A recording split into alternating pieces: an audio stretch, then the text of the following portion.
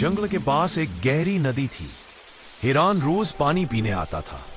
एक दिन मगरमच्छ ने दोस्ती का नाटक किया और बोला, मैं तुम्हारा दोस्त हूं। हिरान को शक हुआ। उसने बोला, अगर तुम दोस्त हो पहले अपने दांत बंद करो।